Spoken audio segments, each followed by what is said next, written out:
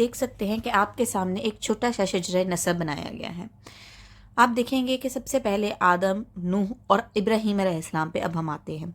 حضرت ابراہیم علیہ السلام کے 2 بیٹے تھے، اسماعیل اور اسحاق۔ حضرت اسماعیل کی لڑی میں سے لاسٹ پر جا کر حضرت محمد صلی اللہ علیہ وآلہ وسلم پیدا ہوتے ہیں، جبکہ باقی جتنے بھی پیغمبر تھے وہ سارے اسحاق کی لڑی میں سے۔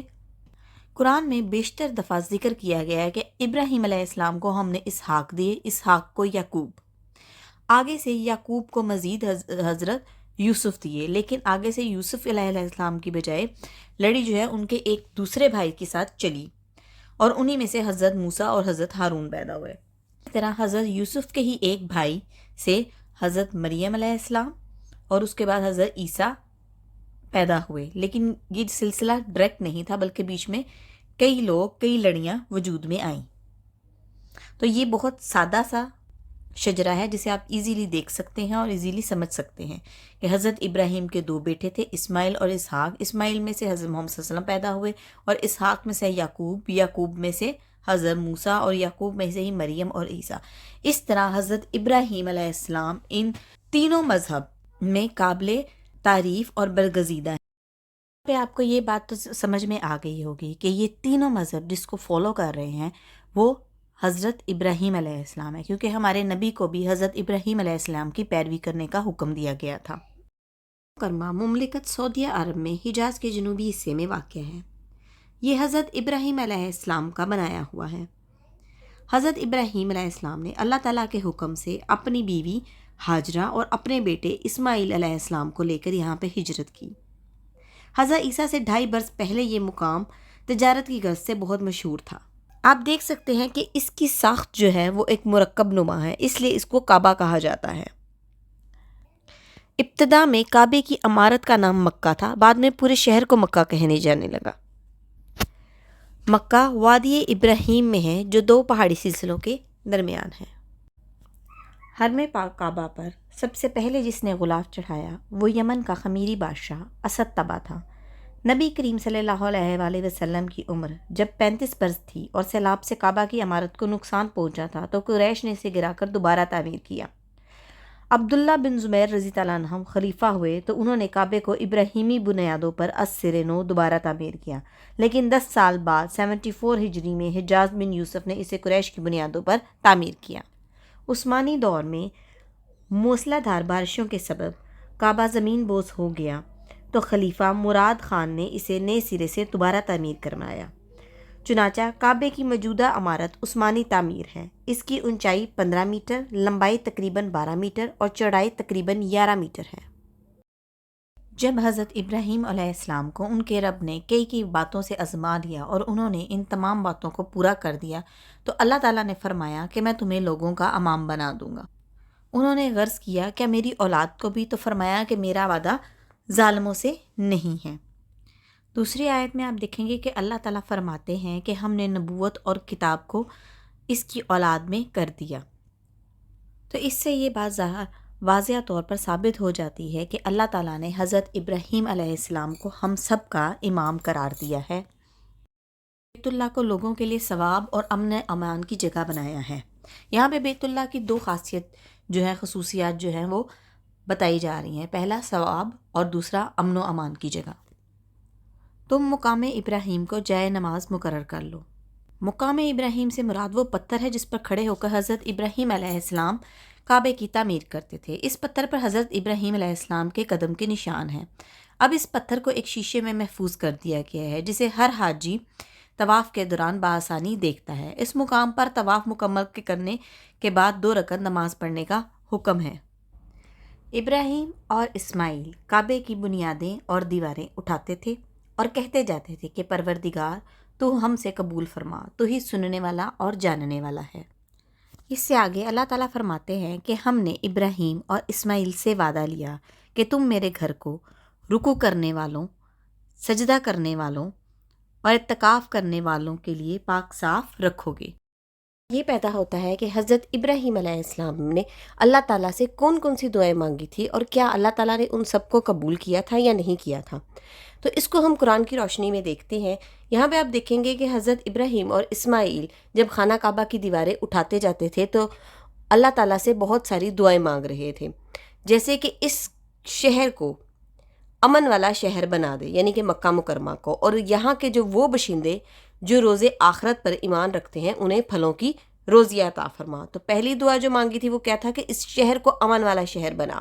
تو آپ دیکھیں گے کہ اللہ تعالیٰ نے یہ دعا ان کی قبول کی، اسی لیے اس کو بیت الحرام کہا گیا ہے کہ یہاں پہ کسی بھی جانور کا، کسی انسان کا، کسی بھی قسم کا کوئی بھی خون بہانا ممنوع ہے، یہاں پہ آپ کسی سے بدلہ نہیں لے سکتے۔ اس کے بعد یہاں کے باشندوں کو پھلوں کی روزیاں عطا فرما، ان باشندوں کو جو روز قیامت پر ایمان رکھتے ہیں۔ تو آپ دیکھ لیں گے اس کا یہیں پہ جواب ملے گا کہ اللہ تعالیٰ نے فرمایا کہ میں تھوڑا سا منافع کافروں کو بھی دوں گا۔ پھر تیسری جو دعا مانگی تھی وہ یہ مانگی تھی کہ ہمیں اپنا فرما بردار بنا لے اور ہماری اولاد میں سے بھی ایک جماعت کو اپنی اطاعت گزار رکھ۔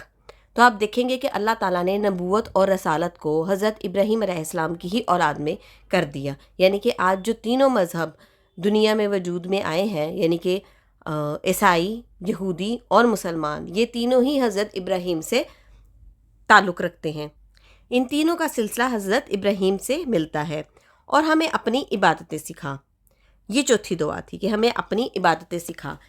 آپ دیکھیں گے کہ آج کروڑوں مسلمان جو ہیں وہ بیت اللہ میں جا کر طواف کرتے ہیں، بیت اللہ کا طواف کرتے ہیں۔ اس کے علاوہ مقام ابراہیم ہے جہاں پہ جائے نماز جس کو اللہ تعالیٰ نے مقرر کیا ہے۔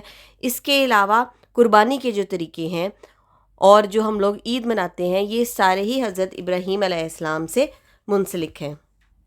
پانچویں دعا، ہماری توبہ کو قبول فرما۔ چھٹی دعا، اے ہمارے رب انہی میں سے رسول بھیج جو ان کے پاس تیری آیتیں پڑھے اور انہیں کتاب و حکمت کی تعلیم سکھائے اور انہیں پاک کرے۔ تو یہ بھی دعا قبول ہوئی کہ اللہ تعالیٰ نے انہی میں سے سارے رسول بھیجے۔ حضرت ابراہیم میں آپ دیکھیں دوبارہ اللہ تعالیٰ نے حضرت ابراہیم علیہ السلام کی دعاؤں کا ذکر کیا ہے، جس میں پہلی تو یہی ہے کہ اس شہر کو امن والا شہر بنا دے، جو سب سے پہلے بھی بیان کی گئی تھی۔ اس کے بعد چھٹی دعا یہ ہے کہ مجھے اور میری اولاد کو بت پرستی سے پناہ دے۔ اب یہ دعا قبول ہوئی یا نہیں ہوئی تو اس کو بھی قرآن کی روشنی میں دیکھتے ہیں۔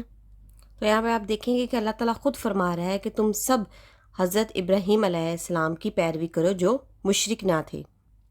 اب رہی بات ان کی اولاد کی، تو یہاں پہ آپ دیکھیں گے کہ جب اللہ تعالیٰ نے حضرت ابراہیم سے کہا تھا کہ میں تمہیں لوگوں کا امام بنا دوں گا، تو انہوں نے کہا تھا کہ کیا میری اولاد کو بھی؟ تو اللہ تعالیٰ نے فرمایا تھا کہ میرا وعدہ ظالموں میں نہیں ہے، ظالموں سے نہیں ہے، یعنی کہ ان کی اولاد میں تمام لوگ جو ہیں وہ اللہ تعالیٰ کے ماننے والے نہیں ہوں گے۔ اور آپ اس آیت میں بھی دیکھ سکتے ہیں کہ یہاں پہ بھی حضرت ابراہیم نے جب اللہ تعالیٰ سے دعا کی تھی تو انہوں نے کہا تھا کہ ہمیں اپنا فرما بردار بنا لے اور ہماری اولاد میں سے ایک جماعت کو اپنی اطاعت گزار رکھ۔ تو اس سے یہ بات ثابت ہوئی کہ ان کی وہ جماعت جو اللہ تعالیٰ کی فرما بردار ہے اسی میں سے نبوت کا سلسلہ چلا، اور وہی جماعت بت پرستی جیسی لعنت سے دور رہی۔ اب آپ 8ویں دعا دیکھیں گے کہ 8ویں دعا حضرت ابراہیم علیہ السلام نے اپنی نیکی کے وسیلے سے مانگی ہے، جیسے کہ انہوں نے اللہ تعالیٰ سے فرمایا کہ اے ہمارے پروردگار میں نے اپنی کچھ اولاد اس بے کھیتی والی وادی میں تیری حرمت والے گھر کے پاس بسائی ہے۔ اے ہمارے پروردگار یہ اس لیے کہ وہ نماز کو قائم رکھیں، بس تو کچھ لوگوں کے دلوں کو ان کی طرف مائل کر دے اور انہوں کو پھلوں کی روزیاں عنایت فرما تاکہ یہ تیری شکر گزار ہوں۔ تو اس کے دعا کے بھی قبول ہونے میں کوئی شک نہیں۔ اب آپ 9ویں دعا دیکھیں گے کہ 9ویں دعا جو ہے وہ حضرت ابراہیم علیہ السلام نے اللہ تعالیٰ کا شکر کر کے مانگی کہ یا اللہ تیرا شکر ہے کہ تو نے اس بڑھاپے میں مجھے اسماعیل اور اسحاق عطا فرمائے، کچھ شک نہیں کہ تو دعاؤں کا قبول کرنے والا ہے۔ مجھے اور میری اولاد کو نماز کا پابند رکھ اور ہماری دعاؤں کو قبول فرما۔ اور جو 10ویں دعا تھی وہ یہ تھی کہ مجھے بخش دے اور میرے ماں باپ کو بخش دے اور دیگر مومنوں کو بخش دے جو روز قیامت پر یقین رکھتے ہیں۔ سوال یہ پیدا ہوتا ہے کہ اگر یہ تینوں مذہب یہودی، عیسائی اور مسلمان ایک اللہ کو ماننے والے ہیں تو کیسے یہ فرقوں میں تقسیم ہو گئے؟ کیا ان کا ایمان اللہ کے رسولوں پر، اس کی کتابوں پر، یوم آخرت پر، تقدیر پر، فرشتوں پر نہیں ہے؟ تو ایسا بالکل بھی نہیں ہے، بلکہ یہ تینوں مذہب جو ہیں وہ اللہ کے ماننے والے ہیں۔ یہ تینوں مذہب یہ جانتے ہیں کہ اللہ نے مسلمانوں کی بھلائی کے لیے وقتاً فوقتاً جو ہے وہ رسول بھیجے تاکہ وہ قوم جو گمراہی میں مبتلا ہے وہ سیدھے راستے پر آ جائے۔ ان سب کا یہ ایمان ہے کہ ہمیں مرنے کے بعد دوبارہ جی اٹھنا ہے اور ہمیں اپنے اعمالوں کا حساب اللہ تعالیٰ کو دینا ہے۔ ان سب کا ایمان ہے تقدیر پر کہ اللہ ہماری تقدیروں پر غالب ہے، کہ اللہ تعالیٰ کے فرشتے ہیں جو ایک انسان کو آ کر وحی کے ذریعے سے اللہ تعالیٰ کا حکم سناتے ہیں۔ تو یہ تینوں مذہب کے لوگ جو ہیں ان تمام چیزوں پر ان کا ایمان ہے۔ تو دیکھتے ہیں کہ لڑائی کس چیز کی ہے اور یہ تینوں مذہب میں ایسی کیا بات ہے کہ ان لوگوں نے اپنے آپ کو فرقوں میں تقسیم کر دیا، اور اس کے بارے میں قرآن ہمیں کیا کہتا ہے۔ تو ان سب کا جواب میں اب آپ دیکھیں گے کہ اللہ تعالیٰ فرماتا ہے کہ حضرت ابراہیم جس کے پیروکار یہ تینوں مذہب ہیں، انہوں نے اور حضرت یعقوب نے اپنی اولاد کو کہا تھا کہ میرے بچوں، اللہ نے تمہارے لیے اس دین یعنی کہ اسلام کو پسند کیا ہے، تم مسلمان ہی مرنا۔ اس کے بعد مزید اللہ تعالیٰ فرماتا ہے کہ حضرت یعقوب کے انتقال کے وقت تم موجود تھے جب انہوں نے اپنی اولاد کو کہا تھا کہ میرے بعد کس کی عبادت کرو گے؟ تو سب نے کہا تھا کہ ہم حضرت ابراہیم، اسماعیل اور اسحاق کے معبود کی عبادت کریں گے جو ایک ہی ہے یعنی کہ اللہ تعالیٰ۔ تو اس سے ثابت ہوا کہ ہم سب کا معبود جو ہے وہ ایک ہی ہے یعنی کہ اللہ تعالیٰ۔ یہ کہتے ہیں کہ یہود و نصار بن جاؤ گے تو ہدایت پاؤ گے، نہیں، بلکہ صحیح راہ والے وہ ہیں جو ملت ابراہیمی والے ہیں، اور ابراہیمی جو تھے وہ مشرک نہیں تھے بلکہ اللہ تعالیٰ کو ماننے والے تھے۔ اب کیونکہ یہ سب مسلمان ہیں تو اسی لیے اللہ تعالیٰ یہاں مسلمانوں کو ہی مخاطب کرتے ہوئے کہتا ہے کہ اے مسلمانوں، تم سب کہو کہ ہم اللہ پر ایمان لائے اور ہر اس چیز پر جو ہماری طرف اتاری گئی ہے، اور وہ چیزیں جو ابراہیم، اسماعیل، اسحاق، یعقوب اور ان کی اولادوں پر اتاری گئی تھیں، اور جو کچھ بھی موسیٰ، عیسیٰ اور دوسرے انبیاء کو دیا گیا تھا، ہم ان میں سے کسی میں فرق نہیں کرتے کیونکہ ہم اللہ تعالیٰ کے فرما بردار ہیں۔ تو اس کا مطلب اللہ تعالیٰ نے تینوں مذہب کو ایک کر دیا۔ اب اگر تو وہ تم جیسا ایمان لائے یعنی کہ تمام پیغمبروں پر، تمام کتابوں پر، تقدیر پر، رسولوں پر، فرشتوں پر تمہارے جیسا ایمان لائیں تبھی وہ ہدایت پائیں گے، اور اگر وہ منہ موڑ لیتے ہیں تو پھر وہ گمراہی میں ہیں۔ مزید اللہ تعالیٰ بیان کر رہا ہے کہ سب سے اچھا رنگ جو ہے وہ اللہ کا رنگ ہے، تو اس کا رنگ اختیار کرو، اسی کی عبادت کرو۔ اب اللہ تعالیٰ مزید فرماتا ہے آپ کہہ دیجئے کہ تم مجھ سے اللہ کے بارے میں جھگڑتے ہو جو تمہارا بھی رب ہے اور میرا بھی رب ہے، تم تمہارے اعمالوں کے بارے میں جواب دو اور ہم ہمارے اعمالوں کے بارے میں جواب دہ ہیں۔ اب یہ لوگ کیا کہتے ہیں کہ ابراہیم، اسماعیل، اسحاق اور یعقوب علیہ السلام یا ان کی اولادیں جو تھے وہ یہودی یا نصرانی تھے، تو اللہ تعالیٰ یہاں پہ فرماتے ہیں کہ تم زیادہ جانتے ہو کہ میں زیادہ جانتا ہوں۔ اللہ کے پاس اس سے زیادہ ظالم کون ہوگا جو شہادت کو ہی چھپا دے۔ اب یہ جو اللہ تعالیٰ نے قبلے کو تبدیل کیا ہے، اس پر بہت سارے سوال پیدا ہوئے، کچھ مسلمانوں کی طرف سے، کچھ یہودیوں کی طرف سے، کچھ عیسائیوں کی طرف سے بھی۔ پہلا سوال جو پیدا ہوا وہ یہ تھا کہ اللہ تعالیٰ نے یہودیوں اور عیسائیوں کا قبلہ اگر بیت المقدس رکھا تھا تو مسلمانوں کا قبلہ کیوں تبدیل کیا گیا؟ دوسرا سوال جو پیدا ہوتا ہے تو یہ تھا کہ اہل کتاب کو کیا پتہ تھا جو آخری نبی آنے والے ہیں ان کا جو قبلہ ہوگا وہ بیت اللہ ہوگا؟ تیسرا سوال جو پیدا ہوا وہ یہ تھا کہ یہ تینوں مذاہب جو اپنے آپ کو یہودی، عیسائی اور مسلمان کہتے ہیں، جو ایک ہی مذہب کی عکاسی کرتے ہیں جو کہ ہے اسلام، تو کیا ان پر دونوں قبلوں کا احترام لازماً اور ضروری ہے؟ تو ان کا جواب آئے قرآن کی روشنی میں ہم دیکھتے ہیں۔ اب پہلے سوال کا جواب کہ یہودی عیسائیوں کا قبلہ اگر بیت المقدس تھا تو اللہ تعالیٰ نے مسلمانوں کا قبلہ کیوں تبدیل کیا؟ تو اس کی اللہ تعالیٰ 3 وجوہات جو ہے وہ ہمیں بیان کرتا ہے۔ تو آئیے قرآن میں دیکھتے ہیں۔ پہلے یہ اللہ تعالیٰ فرماتا ہے کہ مشرق اور مغرب کا مالک جو ہے وہ میں ہوں، تم جدھر بھی منہ کرو گے ادھر ہی میرا منہ ہوگا۔ یعنی اللہ تعالیٰ کی ذات جو ہے وہ ہماری مالک ہے، خالق ہے، وہ رازق ہے، وہ جیسے ہمیں اپنی عبادت کا طریقہ بتائے گا ہمیں ویسے ہی اس کی عبادت کرنی پڑے گی۔ دوسری بات جو ہمیں ملتی ہے وہ یہ ہے کہ اللہ تعالیٰ دیکھنا چاہتا تھا کہ رسول کا سچا تابعدار کون ہے اور کون ہے جو اپنی ایڑیوں کے بل پلٹ جاتا ہے۔ مشکل کام تھا لیکن ان کے لیے نہیں جو کہ اللہ پر ایمان رکھتے ہیں۔ اور تیسری بات، آپ صلی اللہ علیہ وسلم کی خوشی کے لیے بھی اللہ تعالیٰ نے قبلے کو تبدیل کیا، کیونکہ آپ صلی اللہ علیہ وسلم کی یہ خواہش تھی کہ جس قبلے پر حضرت ابراہیم علیہ السلام قائم ہیں وہ بھی اسی قبلے کی طرف رخ کر کے نماز پڑھیں۔ آپ کی انفارمیشن کے لیے ایک اور بات واضح کر دی جائے کہ آپ صلی اللہ علیہ وسلم نے بیت المقدس کی طرف 16 سے 17 مہینے تک نماز پڑھی ہے، جبکہ آپ صلی اللہ علیہ وسلم کی خواہش تھی کہ وہ قبلہ ابراہیمی کی طرف رخ کر کے نماز پڑھیں۔ اس کے لیے آپ صلی اللہ علیہ وسلم دعا بھی فرماتے تھے اور بار بار آسمان کی طرف نظریں اٹھاتے بھی تھے۔ اب اس میں ہمیں چوتھا پوائنٹ بھی ملتا ہے، اور وہ یہ ہے کہ اللہ تعالیٰ فرماتے ہیں کہ جو اللہ تعالیٰ کا پہلا گھر جو لوگوں کی عبادت کے لیے مقرر کیا گیا تھا وہ بیت المقدس نہیں بلکہ بیت اللہ ہے، جو تمام دنیا کے لیے برکت و ہدایت کا ذریعہ ہے۔ اب دوسرا سوال کہ کیا اہل کتاب کو پتہ تھا کہ جو آخری نبی مبعوث ہوں گے ان کا قبلہ بیت المقدس کی بجائے بیت اللہ ہوگا؟ تو اس کا جواب ہے جی، اہل کتاب کو اس بات کا پہلے سے علم تھا۔ اس کے علم کی کیا وجہ ہو سکتی ہے؟ پہلا یہ ہے کہ اہل کتاب کے پاس پہلے سے اللہ تعالیٰ کی 3 کتابیں موجود تھیں، توریت، زبور اور انجیل۔ اس کے علاوہ مختلف دور میں مختلف صحیفے بھی مختلف نبیوں پر اتارے گئے، وہ بھی ان کے پاس موجود تھا، جس سے پتہ چلتا ہے کہ ان کو اس بات کا پہلے سے علم تھا۔ اس کے علاوہ اللہ تعالیٰ قرآن میں بھی کہتا ہے کہ جو پہلا گھر جو لوگوں کی عبادت کے لیے مخصوص کیا گیا تھا وہ بیت اللہ تھا۔ اس کے علاوہ ہمیں یہ بھی پتہ چلتا ہے کہ آپ صلی اللہ علیہ وسلم کی بہت ساری نشانیاں جو ہیں وہ پہلی کتابوں میں موجود تھیں، تو ظاہر ہے ان کے قبلے کا ذکر بھی وہاں پہ موجود ہوگا۔ جیسے کہ آپ اگلی آیت میں دیکھتے ہیں کہ اگلی آیت میں اللہ تعالیٰ پھر ہمیں بتاتا ہے کہ جنہیں ہم نے کتاب دی ہے وہ تو آپ صلی اللہ علیہ وسلم کو ایسے پہچانتے ہیں جیسے کہ اپنے بچوں کو، ان کی ایک جماعت حق کو پہچان کر پھر جاتی ہے۔ تو آپ دیکھیں گے کہ کبھی بھی پوری دنیا جو ہے یا کوئی کسی بھی مذہب کے ماننے والے جو ہیں وہ سارے کے سارے جو ہیں وہ دین کا علم نہیں رکھتے، بلکہ ان کی ایک جماعت ایسی ہوتی ہے جو عالم اور فاضل ہوتی ہے۔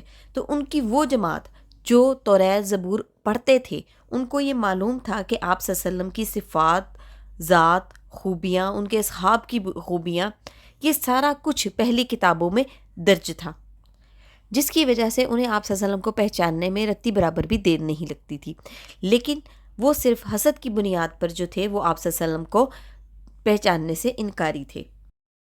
سوال یہ پیدا ہوتا ہے کہ کیا آپ صلی اللہ علیہ وسلم اہل کتاب کے قبلے کی پیروی کریں گے یا اہل کتاب آپ صلی اللہ علیہ وسلم کے قبلے کی پیروی کریں گے؟ تو اس کا جواب قرآن کریم کی روشنی میں دیکھیں تو جواب ہے نہیں۔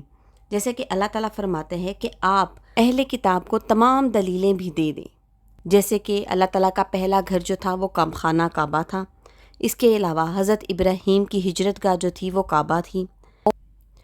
پرانی کتابوں اور صحیفوں میں بھی اس چیز کا علم پہلے سے موجود ہے، پھر بھی یہ کبھی بھی آپ کے قبلے کی پیروی نہیں کریں گے، اور یہ اہل کتاب نہ آپس میں ایک دوسرے کے قبلے کی پیروی کریں گے، اور کیونکہ آپ صلی اللہ علیہ وسلم کے پاس علم آ چکا ہے، ہدایت پہنچ چکی ہے، تو آپ صلی اللہ علیہ وسلم بھی کبھی بھی ان کے قبلے کی پیروی نہیں کریں گے۔ اگر وہ کرتے ہیں ایسا، ان کی خواہشوں کے پیچھے لگتے ہیں، تو ان کا شمار ظالموں میں ہوگا۔ اگلا سوال جو پیدا ہوتا ہے وہ یہ ہے کہ حضرت ابراہیم علیہ السلام کو کس نے بتایا کہ خانہ کعبہ جو ہے وہ اس روئے زمین پر اللہ تعالیٰ کا سب سے پہلا گھر ہے؟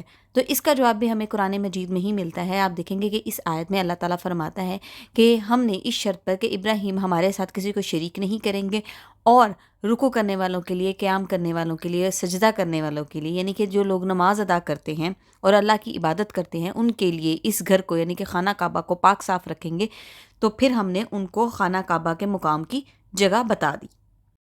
حضرت محمد صلی اللہ علیہ وآلہ وسلم کی زندگی کے علاوہ کسی اور کی زندگی کو بھی ہمارے لیے بہترین نمونہ قرار دیا ہے؟ تو اس کا جواب ہے جی۔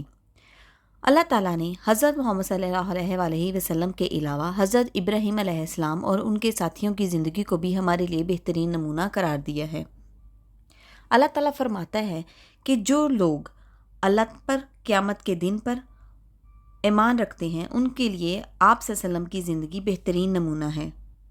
اس کے علاوہ حضرت ابراہیم علیہ السلام اور ان کے ساتھیوں میں تمہارے لیے بہترین نمونہ ہے، جب انہوں نے اپنی قوم سے کہا کہ ہم تم سے بیزار ہیں کیونکہ تم اللہ کے علاوہ دوسرے لوگوں کی، دوسرے معبودوں کی عبادت کرتے ہو، اور جب تک تم ان کی عبادت ترک نہیں کرتے دو گے تب تک تمہارے میں اور ہمارے میں دشمنی اور عداوت قائم رہے گی۔